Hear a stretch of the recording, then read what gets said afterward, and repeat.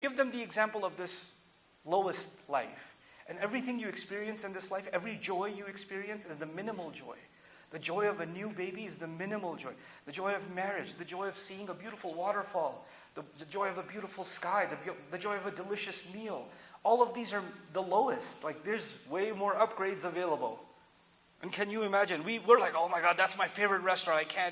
I haven't had it in so long. I need that shawarma or whatever, right? And that's your thought of joy. Or this vacation, this place you want to go to, or this car you want to drive, or this neighborhood you want to get a home in, or whatever. We associate joy with these things, and all of that is just the bare minimum. That's the rahmah of Allah. وَاضْرِبْ لَهُمْ مَثَلَ الْحَيَاةِ الدُّنْيَا كَمَاءٍ أَنزَلْنَاهُ مِنَ السَّمَاءِ. If you want to get a picture of what this life is like, it's something like water that we sent down from the sky. I'll translate quickly, then we'll contemplate these words. فَاخْتَلَطَ بِهِ نَبَاتُ الْأَرْضِ. Then that water, because of it, the grains in the world and all the material in the soil, anything that can grow is called nabat. Grass can be called nabat, trees can be called nabat, fruits can be called, flowers can be called nabat. Nabat is the word for all vegetation, all greenery, all plant life you can call nabat. So the water mixes with all of these nutrients on the earth. فَاخْتَلَطَ بِهِ نَبَاتُ الْأَرْضِ. And of course, when rain comes from the sky that Allah is talking about, and the earth becomes green, flowers grow, grass grows, trees grow, farm grows, all of it grows, then you would think Allah will next talk about how beautiful it gets, how colorful it gets. And He talks about that in other places.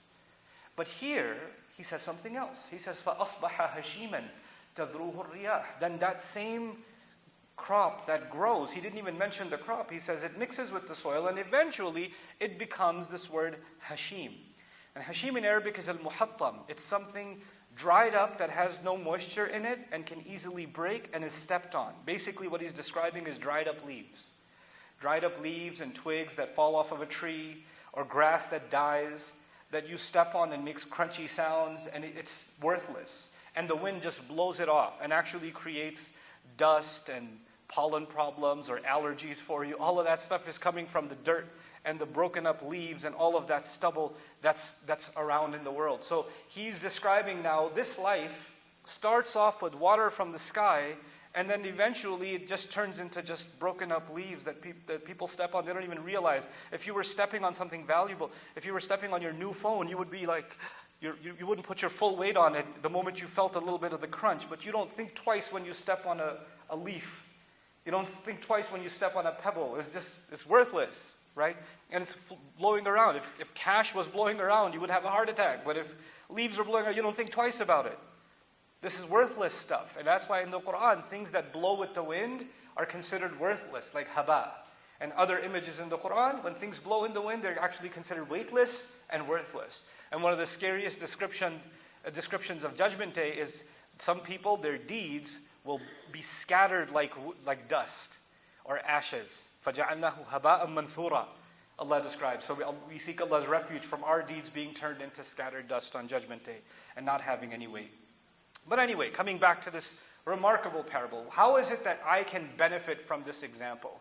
Other than just saying, well, Allah gives life and then we die.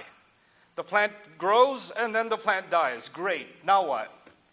But actually, if you dig a little deeper and you contemplate especially the end of this ayah, وَكَانَ اللَّهُ عَلَى كُلِّ شَيْءٍ مُقْتَدِرًا.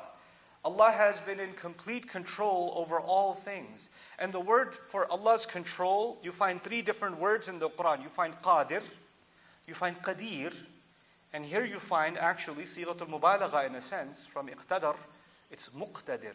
Muqtadir. And actually, the way they translate that is actively in control. Allah is actively in control. And overwhelmingly in control over all things. That's what Allah says at the end. Now let's go back. In this life, the first thing Allah wanted me to think about is the fact that He sends water from the sky that mixes with the soil. So there's something happening with the sky and there's something happening with the earth.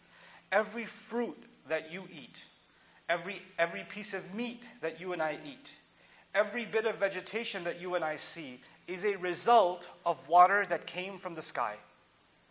You know what else comes from the sky? What comes from the sky is always the rizq from Allah, the command from Allah, the guidance from Allah.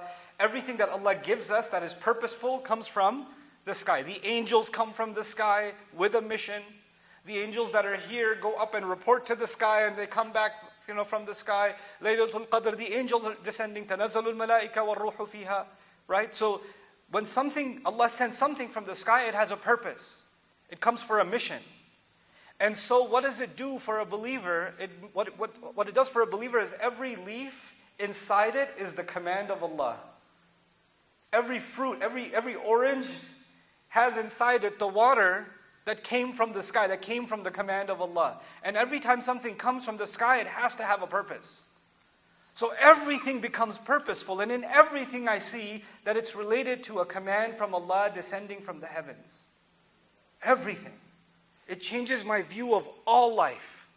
I don't see any bird the same way. I don't see any food the same way. I don't see the greenery, a tree the same way.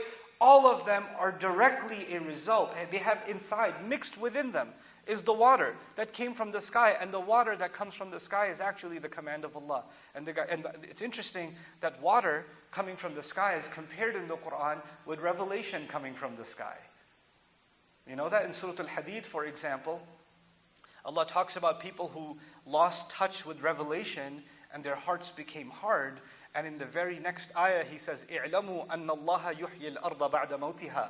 You should know Allah gives life to the earth after it was dead. Like your heart can come back to life with the word of Allah, like the rain brings the grass back to life. That's what it says. Now, what does that have to do with you and me? Let's come back to that. All of you have different crises.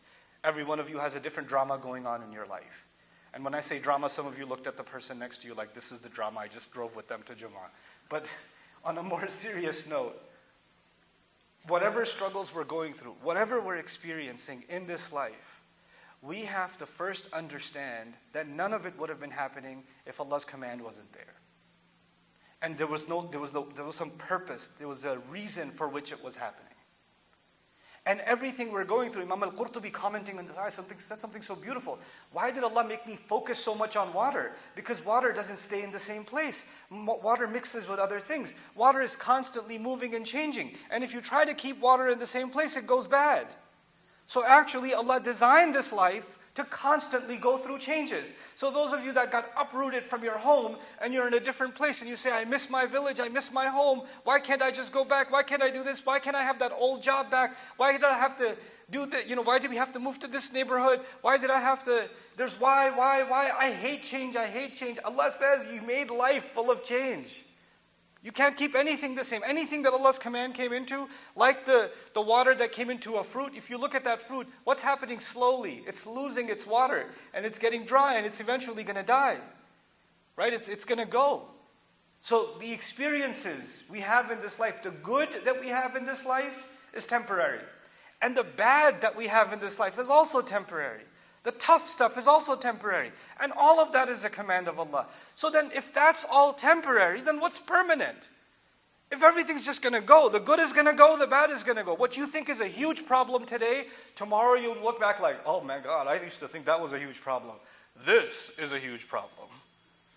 I prefer that problem. Because that's gone now, and you have something new to deal with. But human beings forget that the beginning of all it is water. And what did Allah mention in the first part? He mentioned water. And what did He mention at the end? Completely dried up, right? The lack of water. So you know what? There's something in between. In between is the greenery, is the good things in life. It's the ups and downs of life. It's the changes in life. But you know what? It becomes easier to deal with that stuff when you go back and you realize, well, you and I were just drops of water too. That's all we were. And eventually we're going to be reduced to nothing inside of the dirt. That's the beginning and the end. And everything else we're experiencing is just the stuff in between. This is just an episode in between, or multiple episodes in between. And they will come to pass. They will go. These experiences will come and go. Nothing is permanent. What happens to some of us? Somebody sitting here had something bad happen to them, and they think about that every day. And they review it in their head every day. And they get sad about it every day. And they talk about it every day. And they remind others about it every day. They're stuck in it over and over and over again. You're stagnating. This is not how Allah meant life to be. You had a tough experience, yes. Nobody's denying it. But it's time for you to take today and not live in yesterday. You have to keep moving. Or you're rotting yourself. Because if you try to keep it the same and preserve, nothing stays preserved. No matter how bad you want the flower to live forever, the flower will wither. But you know what's incredible about those flowers that die on a tree? Every time one dries, another one grows in the next season. And this is the nature with which Allah made things, where one problem happens or something is taken away from you, Allah replaces it with something else. When one good thing starts getting weaker, another good thing comes in a different place, in a different form. And that's the nature with which Allah created life. فَاخْتَلَطَ بِهِ نَبَاتُ الْأَرْضِ فَأَصْبَحَ هَشِيمًا تَذْرُهُ الرِّيَاحِ. This ikhtilat, nabat al-ard, there's another dimension to it too. The visual image is that of leaves intertwined, grass blades intertwined, like our lives get intertwined, right? And you get caught up in like everyday things, little things, and you're thinking about them so much that they become such a huge deal to you. Like, oh my God, I was supposed to buy those new shoes for that wedding, because if I don't wear those new shoes, people are going to think I belong to a, third-rate society, and I don't fit in. And now that I don't have, and you're thinking about these stupid shoes for 8 hours. Life is a lot bigger than your shoes. But you're so intertwined in these. These are just leaves on a tree. Leaves fall, and they go, and another leaf takes its place. It's okay. Life keeps moving forward. So it's these petty things that Allah removed my focus from. And He just gives me perspective that life is a lot bigger than that. So I leave you with this. Al-Baqiyatu Salihat. Then what is it that's going to actually last? You would think, As-Salihat Al-Baqiyat. But He actually says Al-Baqiyat As-Salihat. Good things that you do every day, even the smallest things, those are the things that are actually going to last. So whether we have an easy life or a tough life, it is actually the good. If I can find some way of doing something good every day, something that wasn't about me, it was about someone else, it was for Allah, something, then I have lived a meaningful, purposeful life. And that's what water does. Water doesn't serve itself. Water serves everything else. And so if we have the command of Allah in us, the guidance of Allah in us, we're not just there to serve ourselves and our feelings. We're there to be of service to somebody else. May Allah Azza wa Jal give us that and give us a constant sense of purpose and of service to others.